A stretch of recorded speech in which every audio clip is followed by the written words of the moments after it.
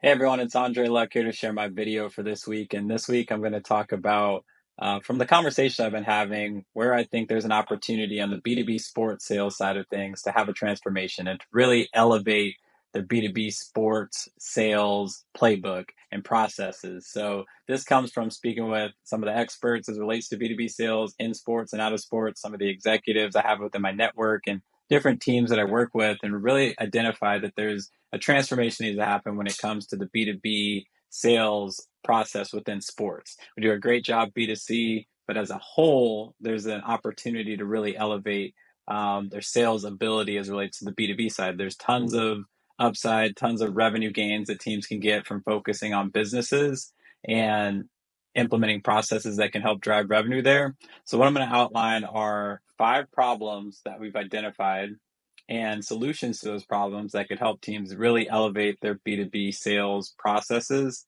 and look to implement this playbook and framework as we work with sports teams in the future. So, the first opportunity, the first problem that we see is on the data side. When it comes to data, that's going to help you make the best decisions and smartest decisions as an organization. So a lot of times it's because maybe the salespeople are not putting in the information correctly within CRM, or you don't have a sophisticated process with your business analytics team, your revenue operations to analyze the data to make smart decisions. So first, putting together a structure and a framework to get the correct data so you can make the best decisions, point people in the right direction, know what type of customers that it is that you work with, what type of B2B clients you work with to help inform those decisions as a sales team. The next one is as a whole for the sales team, they're not trained and equipped with having high level business conversations. There's probably one or two that do it well, but even the leaders, when I came up, I didn't get great training as relate to business sales. For me, it was a lot of trial and error. It was as I elevated throughout my career and just started just talking to people at a different level, working and starting to go to chamber events and associations and just understanding how business people think and talk. It's different than how we work with consumers on the sports side and the fandom and the features and the benefits and the products. Really having a conversation with the CEO about where they're looking to take their business over the next 2 to 3 years and how we can help with that. Head of sales and what those processes and strategies are, and how do we integrate tickets into their program to drive revenue. And same on the marketing side, building out their marketing plan for the next year, and where do tickets and sponsorships and everything like that from the sports perspective, where does that fit into it? A lot of times in sports, if we are talking to a business, it's to help you grow your business or to keep your customers happy, which is great at a base level. But when you're looking at making larger purchases or making larger sales and really that strategic conversation that needs to happen, that's a longer sales process, a deeper, more sophisticated conversation. So we really need to teach salespeople how to have those conversations across the entire floor, because they're going to inherit inbound leads, they're going to inherit accounts that happen to be using tickets for business. And if it's just surface level, like, oh, this is for our clients or this is for our employees, but you don't know how and you're not consulting them, you're leaving money on the table. And then there's opportunities that person may take their business somewhere else because they're not seeing the ROI. So we really need to teach that ROI conversation with all the sellers, no matter how junior they are, not just the one or two that maybe work in the premium team. As it relates to leadership, they're stretched too thin. There's just so many things and so many objectives and priorities that the leaders are focused on that it's difficult for them to really focus in and be great coaches, do trainings, things like that. So taking things off their plate, administrative things off their plate to really help with that. And I'll touch on some of that in the solutions, but just being pulled and stretched too thin as leaders is another problem. The next one, because it's sports and we work on a calendar schedule as it relates to B2C and consumers and fans, many of our campaigns and initiatives are seasonal based. So when you work with businesses, there's so much uncertainty in their business schedule that you need to have that on all the time. You need to have a mid to long term strategy as it relates to selling to businesses versus selling to consumers, where all right, the 2 months before the season, things are really going to pick up. And then in season, make a lot more of your sales. And off season, things will slow down. With the business, they could buy anytime during that 12-month cycle because it's more on their business calendar and not on when the team's season is. Obviously, they'll buy more in season and closer to the season, but they're more focused on their fiscal year, their business calendar. So you need to always have that as part of your process, not when you get to it or when you're not too busy in the off season make business calls. Just that uncertainty leaves you with an unpredictable pipeline, and you're not consistently filling it with new prospects into the funnel, into the pipeline. So you're not going to see a ton of success there. And then lastly, as relates to training, a lot of what I really look to preach is most sports teams, they do one-off trainings. They do one maybe in the off season, one maybe during the season, or twice throughout the year where someone comes in and they do a couple hours or they do a couple days on site, which checks the box and it helps increase the skill set a little bit, but it needs to be an integrated process. Maybe not the full 12 months, but it has to be an ongoing process where that initial training is being reinforced and continuing to build upon that as you go. So it can't just be one-off trainings. It needs to be integrated into, a bigger program, a bigger solution. So what we are proposing and what we'll go to teams with is at a higher level, talking about here's how you can transform the B2B sales and marketing processes within your sports team. And, the first step to that is, well, there's 5 steps to it. And the first is really laying a foundation and doing that initial training and teaching the team across all different areas and all different departments how to have that conversation with the business person.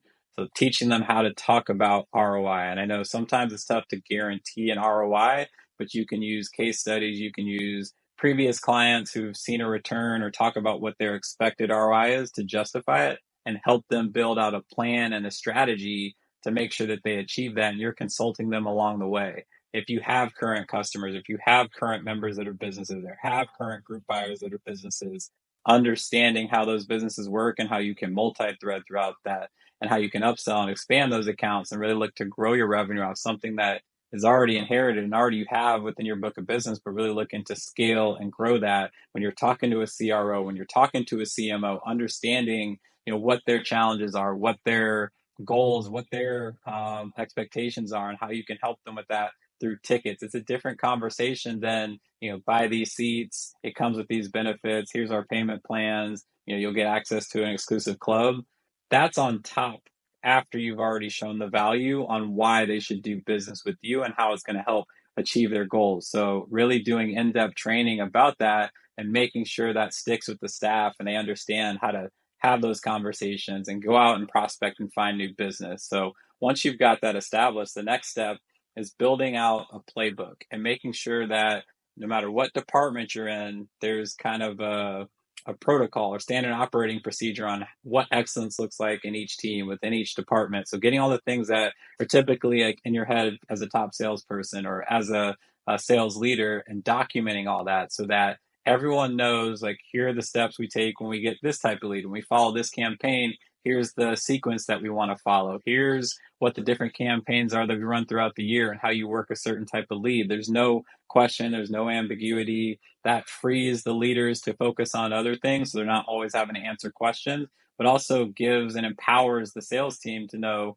that they have all the answers and they can go out confidently as they're out selling. So taking all those processes and putting in a structured, documented playbook, that helps with the training, that helps with the onboarding, and then that continued education. And it's something that it's not set it and forget it.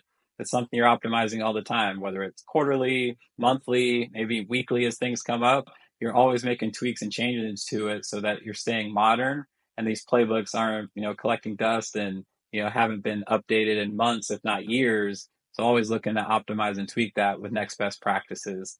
As I talked about from a data standpoint, really setting up the proper forecasting so that at the executive leadership level and at the sales leadership level, you could look very easily at what's in the pipeline, when is revenue expected to come in, and have proper forecast. Because the data is not properly tracked, sometimes that's irregular and you're having to do a lot of check-ins. So anytime I'd get, a call from, my leadership, like, hey, where are we at with this deal?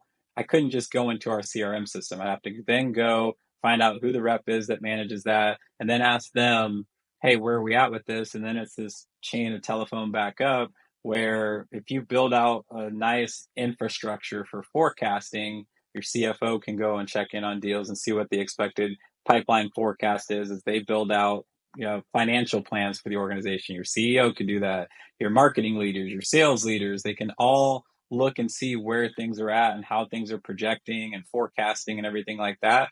And then from a sales perspective, as a rep perspective, as a leader, you can see where all that's at. And that just helps make smarter business decisions across the entire economics, but then also know where things are at in the process. All right, what deals are working, what campaigns are working, what type of leads and sources are closing at a higher rate, and when do we expect certain revenue to come in?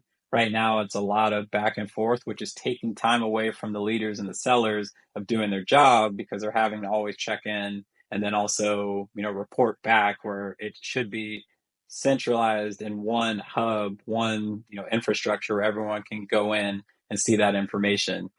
So once you have those core processes in place, the next step is to add fuel to that with technology. Technology isn't the solution that's going to solve all your problems. If you have a great process already with manual tasks that you're doing or things that you have already done without technology but are showing success, this should help elevate it and escalate that. There's thousands of sales technologies out there. So to find the right one that's going to work for your situation and your use case, that takes a lot of strategy. So that's where we can come in and help with that. But again, it should only be implemented once you have a structured, strong process that can help you work more efficiently. It can't solve the problems for you. So you've already solved the challenge, and this is going to help just add fuel to the fire there. And then the last piece of it is doing that continuous reinforcement and training. So you do all this work, and you need to make sure that it's reinforced. So we'll do quarterly check-ins with the leadership to make sure that the best practices they establish in the playbook and processes for them as leaders is being implemented. For us, or for the sales team, all the training that we did on the front end, what's 2.0, 3.0 version of that, making sure that they're not going back to their old habits. There's a stat that 85% of training is lost within the first 45 days of doing it. So when you do these one-off trainings, it's great for a month, maybe a month and a half, 2 months. But if you haven't reinforced it, people will go back to their old habits. So you don't want that investment to go lost. You want to make sure that you have a group that's focused on continuing to elevate your team and elevate your staff. So that's where we can come in and work with teams and work with sports teams to make sure that's reinforced. So these are all opportunities, problems, issues, whatever you want to call it, that we've seen within sports. I think these probably translate to other industries as well, but I really think there's a huge opportunity within the sports industry. And everyone I talk to is like, wow, there's such an opportunity. There's such a business opportunity within sports, specifically on the B2B sales side. And then eventually, as you get your sales right, you can implement marketing strategies to add more fuel to that as well. But there has to be, what I've really been looking to focus on is a process, a framework that's easy for people to follow. You customize it and tweak it a little bit based on the situation and based on the team you're working with and where are they at in their growth cycle and everything like that. But when you break down those, here are the 5 key problems, here are some solutions that can help improve those problems and start to implement those and execute those. And I'll, pull in other, leaders, experts that I know within the sales industry to help with that and assist. I think we could do a lot of damage there and make a big impact on the sports industry, specifically on the B2B side. And then the good thing about that too is, a lot of these B2B best practices can then be turned into B2C best practices. There's teams I talk to and they say, hey, if we get a B2C lead, we'd love for you to train on how do we take that B2C lead and turn it into B2B, and then vice versa. So all of it is really just holistically shaping the sales opportunity, sales organization. And there's a big transformation I feel that needs to happen as it relates to generating revenue. And I think the opportunity with my level of expertise and where I put my focus, where I can make the biggest impact on how sports teams can drive more revenue, is specifically on the B2B side with more modern processes, adding technology and getting a framework in place that then people can follow. We can grow and build off that. So I'd love to hear feedback on that. Again, appreciate you all tuning in. I'll be back here next week for another video.